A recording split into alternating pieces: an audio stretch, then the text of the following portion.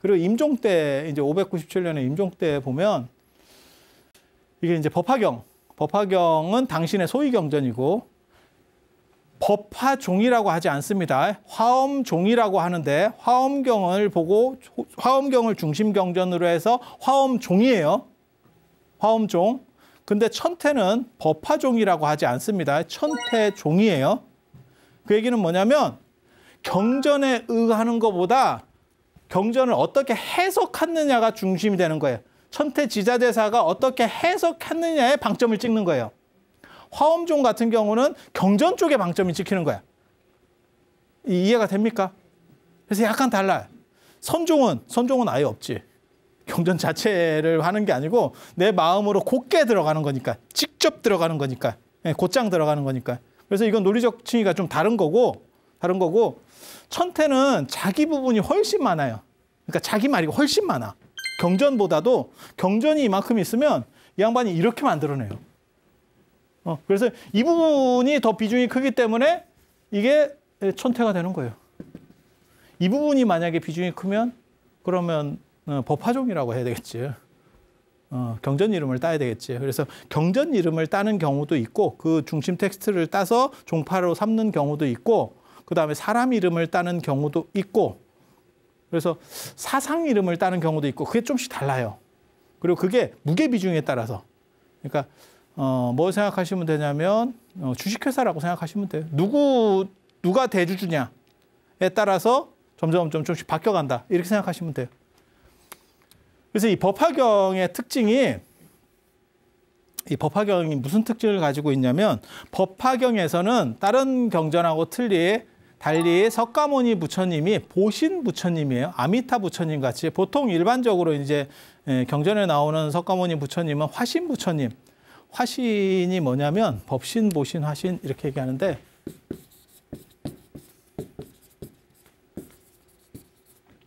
예를 들어봐. 예를 제가 한번 들어볼게요. 이게 법신, 보신, 화신 저런 게 그렇게 어려운 개념은 아닌데 머릿속에 잘 안 들어와요. 그리고 저걸 들었을 경우에 무슨 일이 벌어지냐면 저게 한자어고 자꾸 익숙하게 듣다 보니까 내가 아는 줄 알아. 하지만 정확하지 않아요. 근데 그냥 여러분이 제 말대로 한번 생각을 해보세요. 이 세상에 내 상상 속에 있는 거예요. 상상 속에 진짜 잘생긴 미남이 있어. 미남이 있다고 생각을 해봐. 그럼 미남이 있어. 상상이 돼요? 상상이 돼요? 그러니까 내가 좋아하는 이상형. 다 달라도 돼요. 다 달라도 돼. 완전 무결한 이상형. 모든 것을 내가 원하는 걸 다 갖춘 이상형. 그냥 때려잡아서 상상하는 거예요. 때려잡아서. 그걸 법신이라고 생각하시면 돼요. 그렇게 그러니까 완전한 이상형. 이거는 뭐냐면 그런 식의 사람이 구체적으로 어떻게 생겼다라고 우리가 좀 더 구체화시키는 거예요. 그러니까 저 위에 법신이라고 하는 건 어떤 개념적 개념이라고 보면 개념상에서 완전함이라고 하는 게 그렇게 구체적이진 않거든요. 그러면 저런 추상성에서 좀 더 구체성으로 내려와 가지고 야 어떻게 생긴 걸까? 그랬을 경우에 사람마다 다 달라요. 그러니까 저는 그냥 이건 제 개인적인 생각이에요. 저는 사실 조인성 같은 얼굴이 잘생긴 얼굴이야. 우리는 또 그런 식으로 봐요. 사람마다 다 다르겠지. 그리고 그거를 완전성을 더 높이려면 어떤 일이 벌어지냐면 여러 얼굴들은 좀 섞으면 돼. 그렇게 해서 섞어서 구체성에서 가장 완전한 거. 이거는 어떻게 보면 약간 추상적인 거예요. 이건 이상적인 거고. 그다음에 이건 구체성에서 완전함을 갖추고 있는 조금 한 단계 떨어지는. 그러니까 이거는 잘생겼다라고 하는 그런 개념의 추상성. 이거는 내가 생각해 볼 수 있는, 그러니까 어떤 이미지로 만들었을 때 나올 수 있는 최고의 잘생긴. 그러니까 또 다른 예를 들어볼까요? 예를 들어서 붓글씨에 신이 있어. 저건 최고의 붓글씨야. 최고의 붓글씨. 야, 저런 사람이 존재할 수 있을까? 라고 생각하면 그 붓글씨의 신이면 법신이야. 붓글씨의 신, 법신. 예를 들어서. 그러면 이 보신은 누구냐면 보신은 붓글씨 쓰는 사람 중에서 유사이래로 제일 잘 쓰는 사람이 누굴까? 그러면 사람들이 뭐라고 생각하냐면 대부분 다 왕이지. 이렇게 얘기할 수 있어. 왕이지. 예. 왕이지는 현실적으로 존재했던 사람이지만 실제로 뭐 지금은 없는 거예요. 그리고 뭐 그런 정도라고 보시면 되죠. 그래서 왕이지 같이 이런 완전성을 현실적으로 구현해서 갖춘 사람. 완전성을 현실에서 구현한. 그럼 지금 있는 사람은 어때요?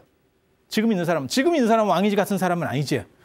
우리나라나 중국에서 제일 붓글씨 잘 쓰는 사람. 뭐 왕이지 능력치에 뭐 예를 들어서 10분의 1밖에 안 돼. 그러면 화신이에요. 저게. 능력치가 줄어서 화신이 아니고 이건 현실에 있는 사람. 이거는 전체를 통틀어서 있을까 말까 한 사람. 이거는 그냥 추상적 개념이에요. 그런 정도 생각하시면 돼. 조금 어려울 수 있는데 그러려네. 그러니까 이거는 이데아적인 완전성. 이거는 현상으로 드러날 수 있는 최고. 현상으로 드러나는 최고. 이거는 우리 주변에서 볼 수 있는 최고. 이해가 됩니까? 그러니까 이거는 상상할 수 있는 미남. 우리가 그냥 때려잡아서 1등. 인류가 생긴 이래 최고 1등. 그냥 상상만 되는 거야. 이건 상상만. 여기는 우리가 알고 있는 남자들 중에서 최고, 그러니까 역사 속에 존재하는 사람 중에서 최고. 여기는 우리 현실 속에서 지금 우리랑 같이 살고 있는 사람들 중에서 최고. 이렇게 보시면 돼. 그래서 일반적으로 석가모니 부처님은 여기 화신이라고 봐요. 그러면 보신 중에서 누가 있냐면 아미타불입니다. 대표적인 게. 아미타불, 약사열애불. 이런 게 보신이에요. 그래서 법화경의 가장 큰 특징이 부처님을, 석가모니 부처님을 보신으로 봐요. 그러니까 석가모니 부처님이 인도에서 저렇게 살았던 거는 사실은 드러난 연극 배우와 같은 행동을 한 거고 그 본질은 다르다는 거예요. 그러니까 예를 들어서 런닝맨의 이광수라고 하는 사람이 나오잖아요. 안 그러면 뭐 어떤 걸 생각하셔도 돼. 뭐 어떤 영화에서 누가 주연이야. 뭐 그런 걸 다 드라마 다 마찬가지. 그게 그 사람의 성격은 아닐 거 아니야. 다 설정된 성격이잖아. 그렇잖아요. 영화도 그런 성격이고 드라마도 그런 거고 사실은 버라이어티도 그런 거예요. 그래서 배치를 받는 거지. 자, 당신은 이런 성격, 이런 성격. 그게 맨 처음에 몇 회 안에 그 캐릭터를 못 잡으면 하차합니다. 그리고 그 캐릭터가 서로 겹치면 안 돼. 그래서 누구는 이렇게 좀 재밌는 캐릭터, 누구는 좀 약간 이상한 캐릭터, 뭐 이게 조금씩 이렇게 가야 돼. 그래서 자리를 잘 잡아서 한 팀이 만들어지면 그런 버라이어티 프로그램이 오래 가는 거죠. 이해가 되시죠? 그게 그 사람의 성격은 아니잖아. 법화경에서는 그렇게 얘기하는 거예요. 그래서 석가모니 부처님의 원래 성격이 있는 거고 그거는 보신이었고 지금 드러나는 모습들, 그러니까는 인도 역사 속에서 나타나는 석가모니 부처님이 어떻게 사셨어요 라고 하는 것들은 실제로는 그냥 연극 배우가 드러내는 것처럼 한 것뿐이래요. 그런 걸 기독교식 용어를 빌려서 쓰면 가현설이라 그래요. 본질은 움직이지 않고 가짜로 드러난 거지. 가짜로 드러난 거지. 내가 장동건인데 태극기 휘날리며에서는 이연기. 어디에서는 이연기. 뭐 안 그러면 영화 친구에서는 이연기. 이렇게 가짜로 드러내는 거예요. 왜 가짜로 드러내느냐? 그 사람들을 상태를 만족시켜주기 위해서. 그래서 법화경에서 말하는 가짜로 드러냈다는 거예요. 이 가연설이 어디서 나오는 거냐면 저게 법화경도 저 가연설에 속하는 거고 기독교에서는 저 가연설을 주장하면 저 이단으로 몰려요. 그러니까 예수는 본질은 하늘에 있는 거고 밖으로 그냥 드러날 때만 저렇게 드러난 거래. 그래서 두드려 맞고 십자가에 대롱대롱 매달려서 죽었어요. 그거는 가짜 모습이에요. 어떻게 신이 인간에 의해서 죽고 그렇게 할 수 있어요. 이런 식으로 나오는 게 가연설이에요. 뭐 그노시스파 뭐 이런 것들 보면 저런 얘기 나오는데 저 굉장히 재밌습니다. 그리고 저런 비슷한 설정이 사실 인간에게서도 나타날 수 있어요. 우리한테도. 그래서 깨달음이라는 것은 완전하기 때문에 우리는 본질적으로 다 깨달아 있고 우리가 사실 나타내는 지금 이런 찌질이한 모습들은 사실은 그냥 드러난 모습일 수 있는 거야. 마치 영화 매트릭스나 꿈속이라고 생각하시면 돼요. 꿈에서 나타나는 것들은 내 본질이 아니고 사실은 드러내는 거예요.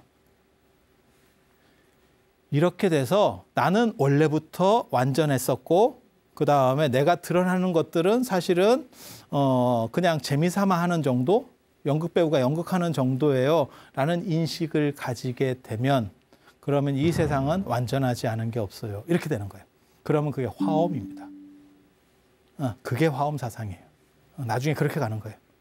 그래서 이 법화경이라고 하는 거는 석가모니 부처님을 화신처럼 드러내는 모습들은 다 가현된 거고, 그러니까는 가짜로다가 이렇게 꾸며진 모습이고, 여러분들 시각에 맞춰서 내가 드러낸 것뿐이고, 그 다음에 실제로는 당신은 본질적으로 완전한 거예요. 그래서 법화경을 보면 뭐라고 나오냐면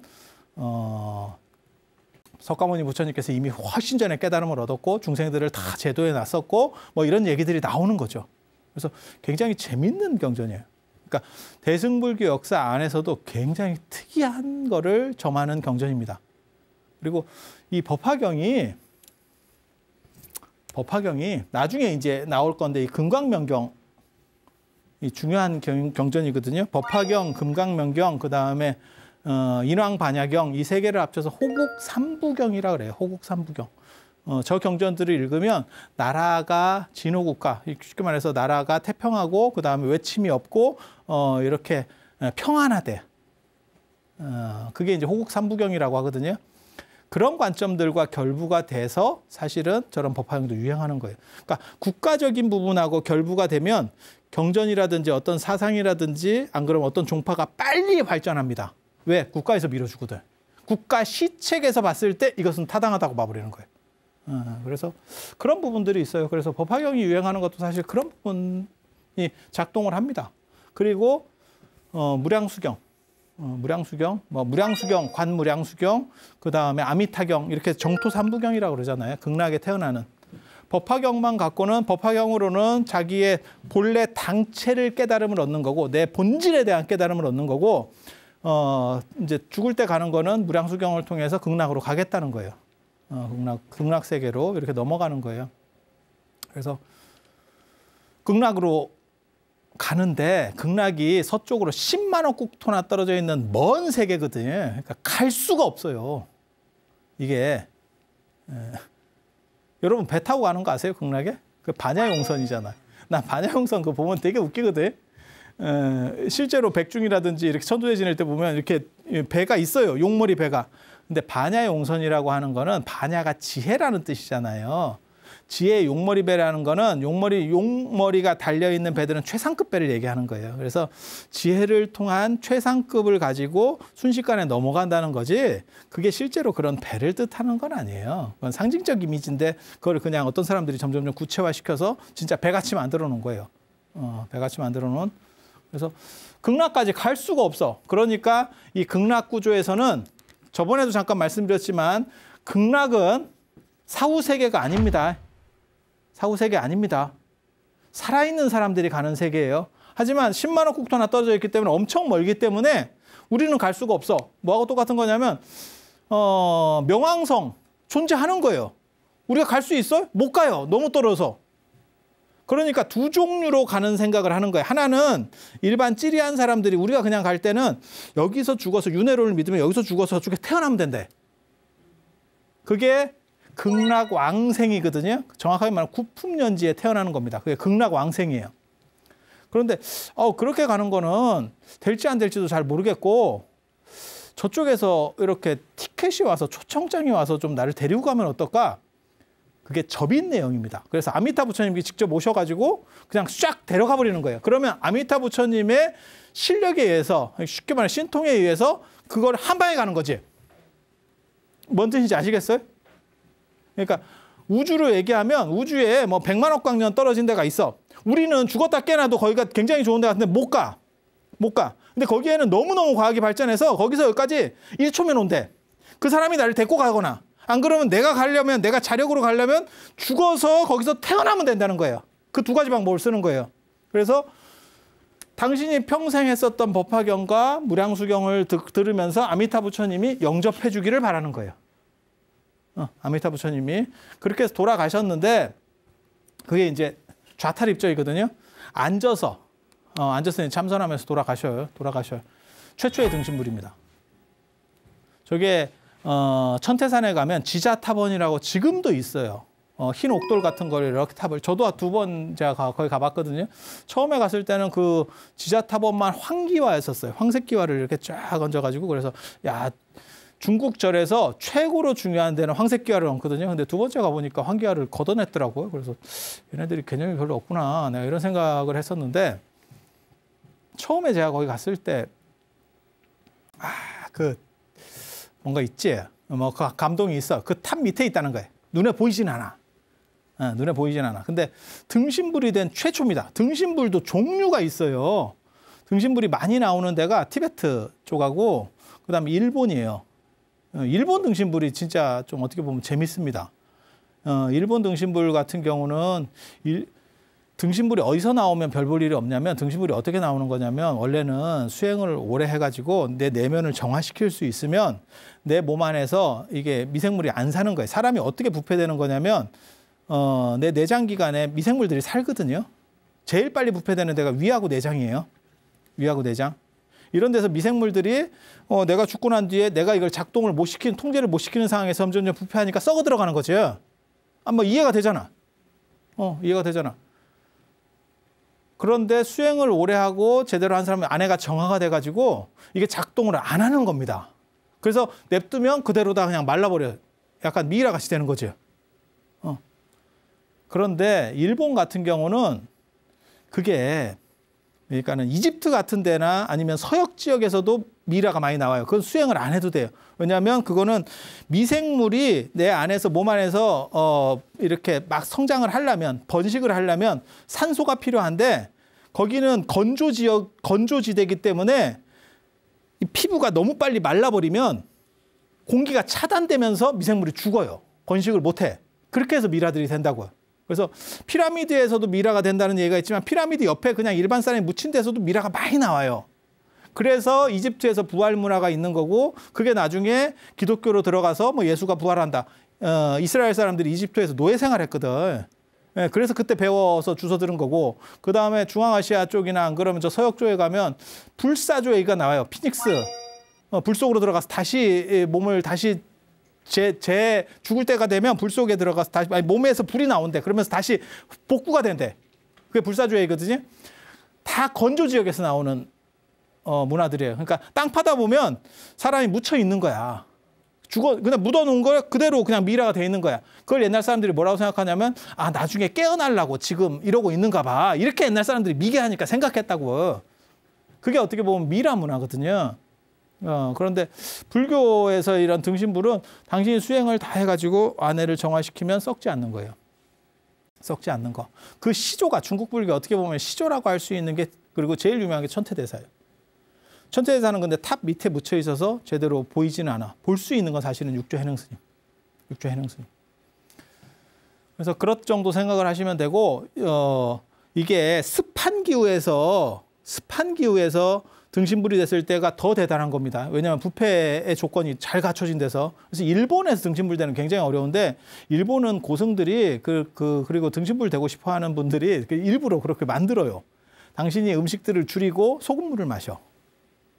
돌아가실 때쯤 되면. 그래서 안에서 미생물들이 사는 조건들을 축소시킵니다. 그래서 등신불이 되는 경우가 있고 티베트 같은 경우는 티베트도 등신불이 굉장히 많은데 티베트의 달라이라마나 뭐 판첸라마 등신불들은 그건 진짜로 파내는 겁니다. 속에 장기를 다 파내는 거예요. 거기는 버터 같은 걸 많이 먹어서 티베트도 해발이 높아서 공기가 산소가 부족해서 등신불 되기는 좋은 조건이에요.